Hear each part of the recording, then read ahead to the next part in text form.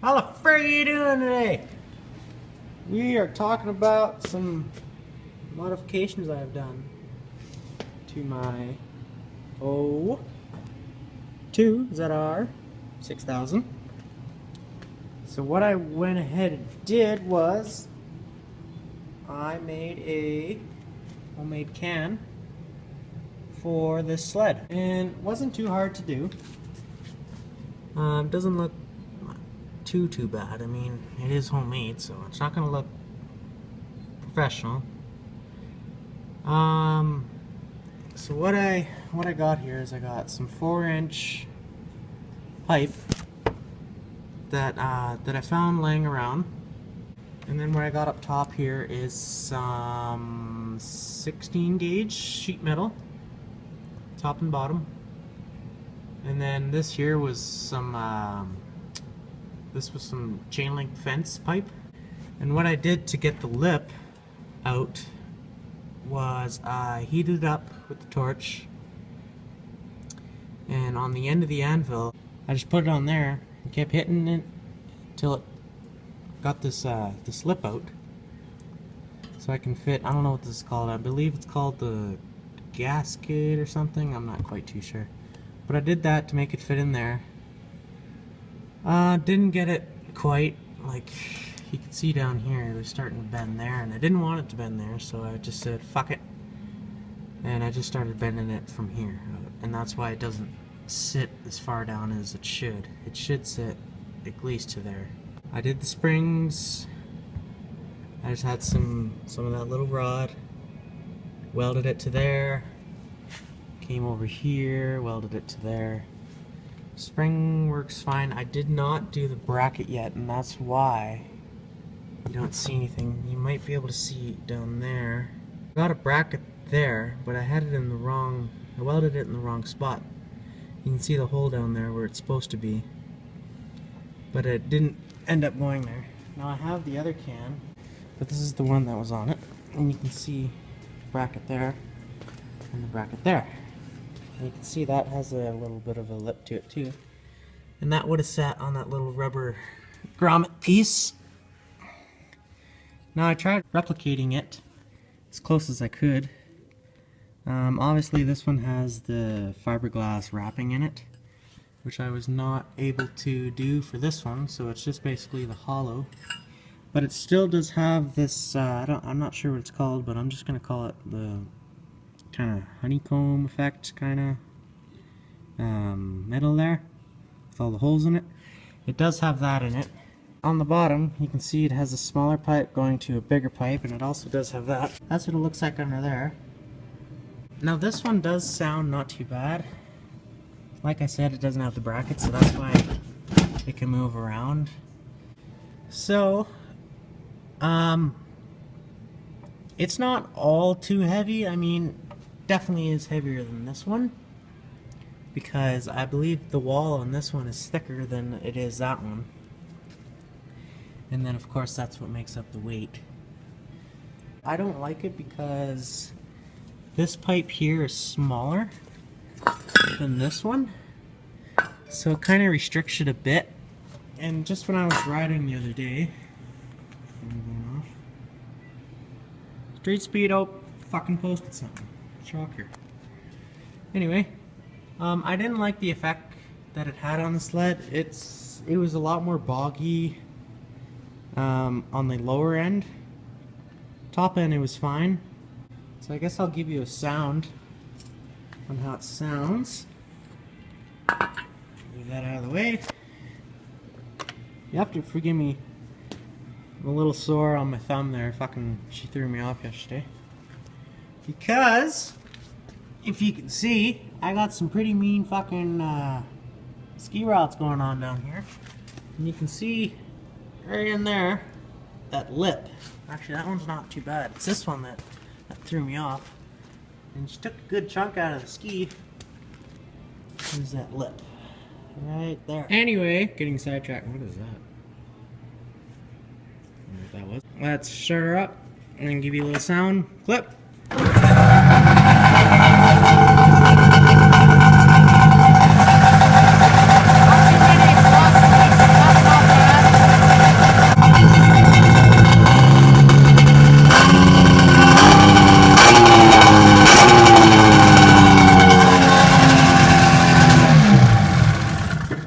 that's what she sounds like.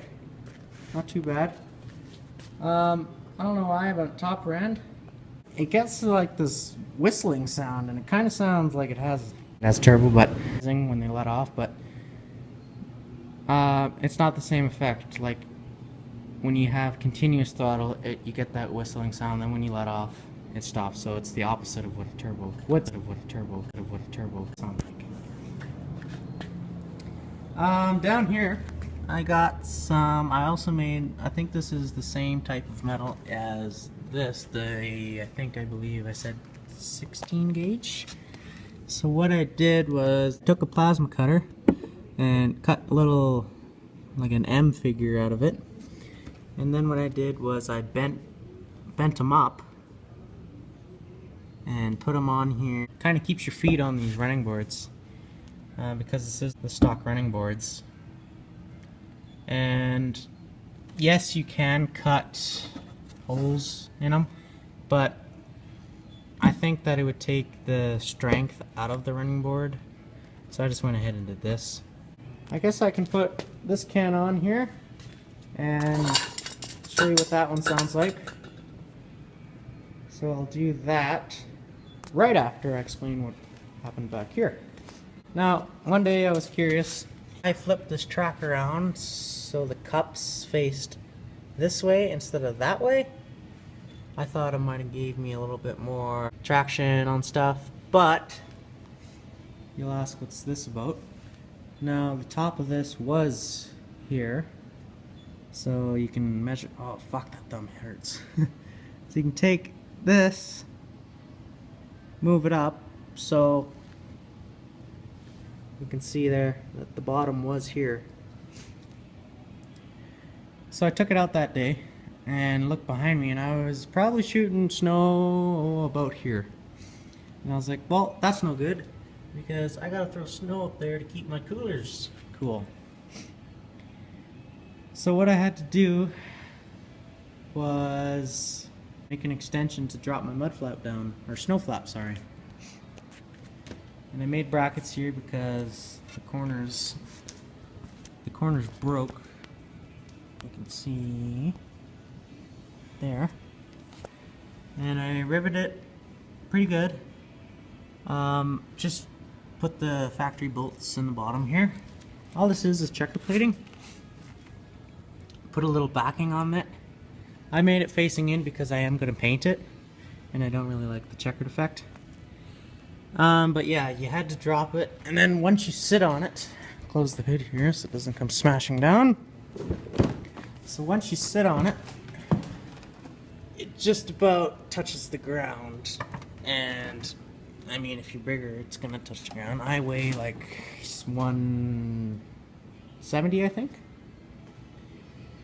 So it's not too bad. Does what it needs, does its purpose, throws the snow up there. So now I'll put that can on. So right before I do that, I will give you a close-up of what it looks like. This was black here, but obviously paint burns off. On the bottom it didn't burn off because I guess it's a little bit cooler. So I'll give you an inside look. Basically the same thing as the other one with that metal sheet metal with the holes in it. But I do not have, holy shit, that thumb hurts. Ugh. I do not have the fiberglass wrapping. So let's throw the can, stock can, or not stock can, aftermarket can thing. And you can also see what I mean by the hole difference. Put this little thing in there. And you can see how much better that one sits in there. You can see that it actually goes into the lip for a better seal. I mean, this one doesn't leak too bad, but I mean, it's pretty clear that that one, like that, I'm wedging that in there as far as I can. That's how far it sits in, and then you can see that that one goes in quite a bit more. So let's get her on, and I'll give you a sound clip on this one. So the springs go on like so. 1, 2. For appearance wise, I do like this one a lot more. It has a nice shine to it. I just polished it recently. It looks pretty good. And another reason I prefer this can more, I made that one for fun. I like the mounts that it has. I know it's not going to jump out. It was pretty scary seeing a whole bunch of smoke come out of the vents here. And screwed up the damn GoPro, so they couldn't see jack shit either. So I like that. You can see the hole lines up. I'll have to move it over. So I'll get that all buttoned up and we will do a sound on this can. Alright, we got her all buttoned up, bolts in, so let's turn her on, start her up.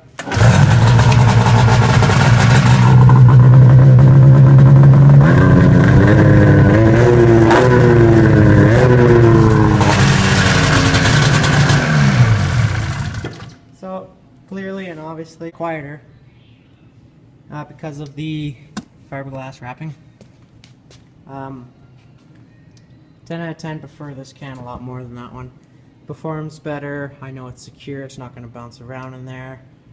It has the right back pressure for the engine. If I want something that's loud, I want it to also be good for the engine.